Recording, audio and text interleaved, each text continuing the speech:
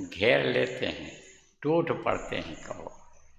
ऐसे ही लोगों के ऊपर मुसीबतें टूटने लगी हैं, चाहे नामदानी हो चाहे दुनियादार हो। तो दुनियादारों के ऊपर तो मुसीबतें यानी टूट ही रही हैं और टूटने का संकेत भी मिल रहा है।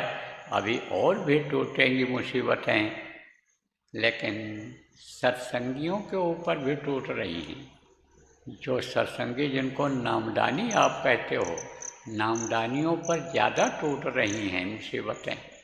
उनको भी यह संकेत मिल रहा है, क्योंकि ये लोग भी दुनियादारों जैसे ही आदत अपना लिए हैं। गुरु के वचनों को भूल गए।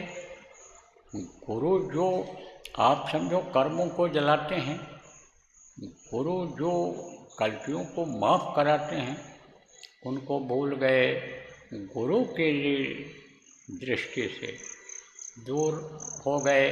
कौन सी दृष्टि? गुरु कहा गया कि बताया गया है कि मनुष्य शरीर का नाम गुरु नहीं होता है।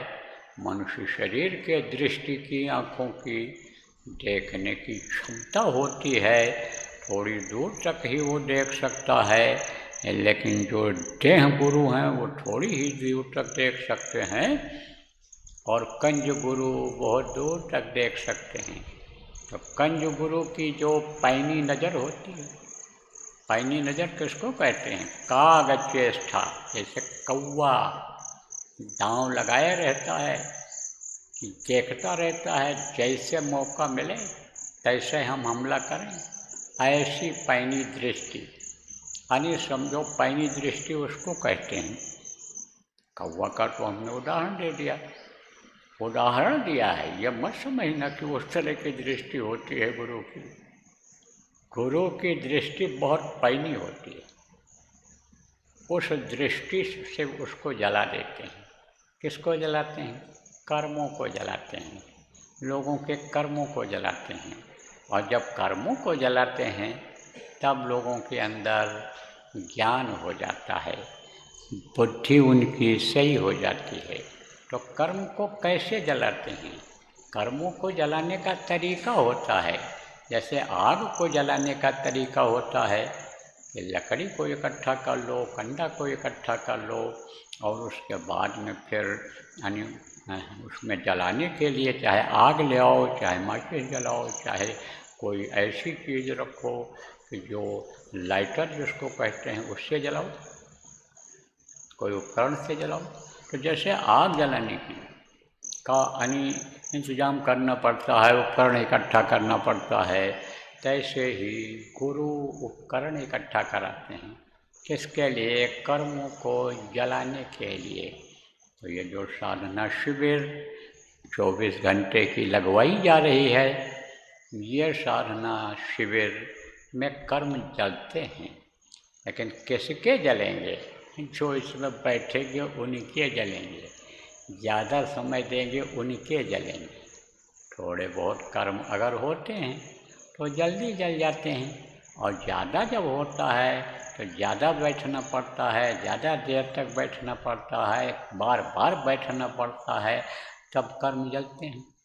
और कर्म अगर नहीं जलेंगे तो छुटकारा मिल नहीं सकता है। कर्मों की सज़ा से कोई बच नहीं सकता है। और वो सज़ा ऐसे अचानक तो कभी कभी ही आती है, लेकिन आप समझो हमेशा ना आवे तो कभी तो आती ही है, आएगी।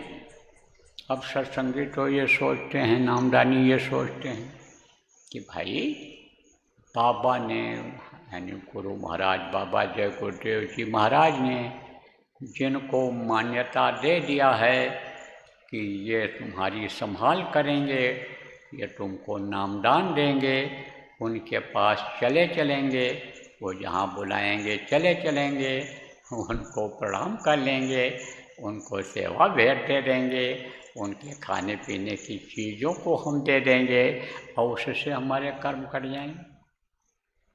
तो अब कर्म काटने का तरीका होता है। जैसे गंदगी हो गई तो गंदगी हो गई, तो अब उसको कोई भी साफ करे, छोटा बच्चा है, नहीं साफ कर पाता है, तो बड़ा कोई साफ करेगा, जिसका बच्चा है वो साफ करेगा। तो कर्मों को तो काटना पड़ता है, कर्मों की सफाई करनी पड़ती है।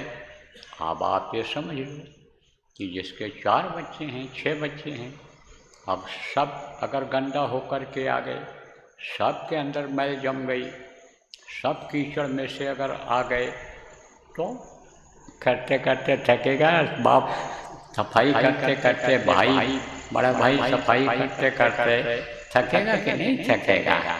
तब वो तरीका निकालता है, कहता है देखो ये बाल्टी में पानी रखा है और देखो इसको ऐसे तुम अपने सिर पर डालो और बदन को ऐसे हाथ से मलो, ये देखो साबुन रखा हुआ है और इससे तुम अन्य समझो की सफाई करो अपने शरीर की, तब तुम्हारा शरीर साफ होगा, तब ये गंदगी जाएगी।